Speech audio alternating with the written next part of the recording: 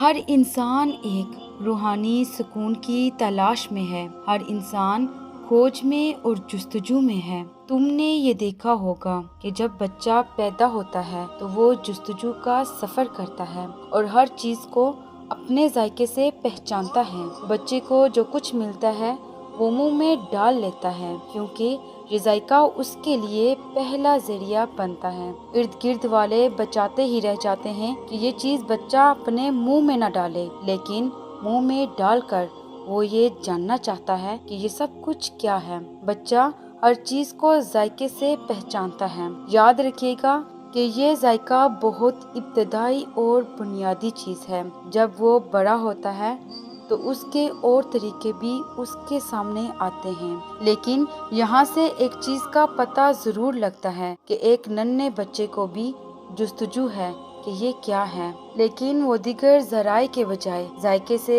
اس دنیا کا تعارف حاصل کرنا چاہتا ہے اور سمجھنا چاہتا ہے کہ یہ سب کچھ کیا ہے۔ یہ ایک تلاش ہے، اور یہ تلاش اس لیے ہے کہ وہ اپنے لیے سکون تلاش کر سکے۔ وہ ہر چیز اپنے منہ میں ڈال کر سکون حاصل کرنا چاہتا ہے۔ جو چیز بھی ہے اس کے منہ میں چلی جائے تو اس کو لمحے بھر کے لیے سکون مل جاتا ہے۔ ہر انسان سکون، اطمینان اور خوشی کی تلاش میں ہے۔ آج آپ گوگل سے تلاش کریں تو آپ کو پتہ چلے گا کہ ساری دنیا کس تلاش میں ہے، سب کس چیز کے لیے بے چین ہیں۔ سکون اور اطمینان یہ انسانوں کے لیے سب سے بڑی جستجو، سب سے بڑی تلاش بن گئی ہے۔ سکون اور اعتماد کا ایک مرکز ہے، اور یہ مرکز انسان کی بنیادی طلب ہے۔ ہر انسان یہ چاہتا ہے کہ مجھے وہ مرکز مل جائے جس کی وجہ سے مجھے سکون ملتا رہے، لیکن ہم میں سے ہر کوئی سکون کہاں تلاش کرتا ہے؟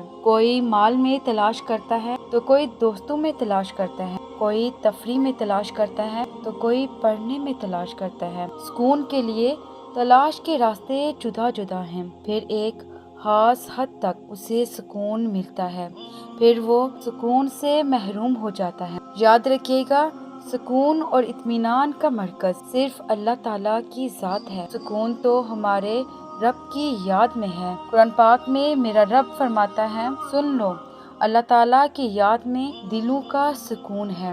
انسان جس چیز کی تلاش میں ہے وہ اللہ تعالیٰ کی ذات ہے، اس کو خبر نہیں، لیکن اس کی فطرت اپنے پیدا کرنے والے کی تلاش میں ہے۔ جس انسان نے اللہ تعالیٰ کو پا لیا، جس نے اسے پہچان لیا، جو اس تک پہنچ گیا، تو اس نے اپنی فطرت کے مطابق گویا سب کچھ پا لیا۔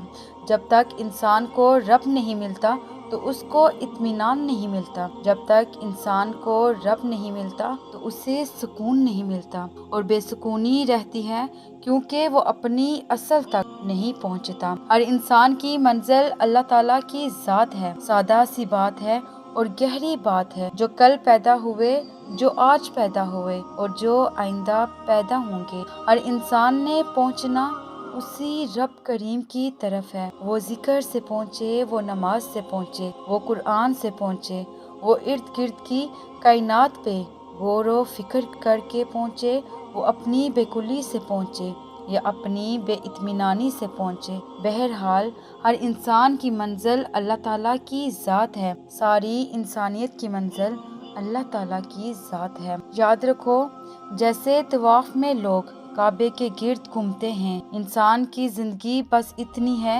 کہ وہ رب کے گرد گھوم لے، اسی میں سکون ہے، یہی اطمینان ہے۔ اور جس نے اپنے رب کو پا لیا وہ تو گھومے گا۔ کبھی ایسا بھی ہوتا ہے کہ کعبے کے گرد گھومنے والے بھی اس چکور کمرے کے گرد تو گھوم لیتے ہیں، لیکن اللہ تعالیٰ کے گرد نہیں گھوم پاتے، یہ کہ اس کا احسان ہو جائے۔ اصل میں اللہ تعالیٰ کی ذات کے ساتھ ایک تعلق ہے، جس میں اصل چیز تو اللہ تعالیٰ کی ذات ہے اور منزل بھی اسی کی ذات ہے۔ اسی کے ساتھ براہ راست رابطہ چاہیے، براہ راست تعلق چاہیے۔ اس دنیا میں کامیاب وہ ہے جو اللہ تعالیٰ کو اپنا سب کچھ بنا لے۔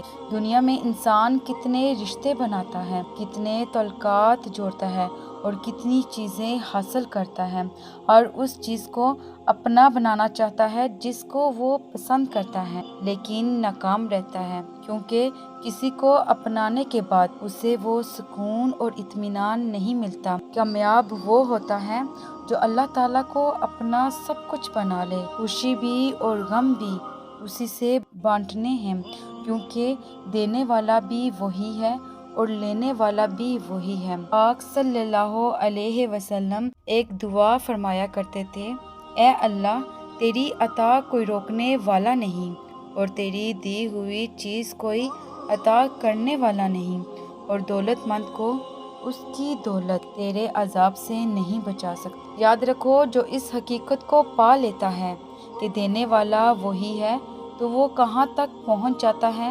اللہ تعالیٰ تک پہنچ جاتا ہے۔ دینے والے کے طور پر اسے پا لیا اور لینے والے کے طور پر بھی پا لیا۔ میں جانتی ہوں یہ بات کبھی کبھی اندر کی گھٹن سے تمہارا دل و دماغ اس حد تک تکلیف میں آ جاتا ہے کہ رو لینے سے بھی سکون نہیں ملتا۔ یاد رکھو، اگر تم سکون چاہتے ہو تو رات کی تنہائی میں اس رحمان سے باتیں کیا کرو جو تمہارا خالق ہے۔ سنو، جب تم اس رحمان کے آگے سجدہ کرتے ہو تو وہ سجدہ تمہاری پریشانیوں کی دوا ہے۔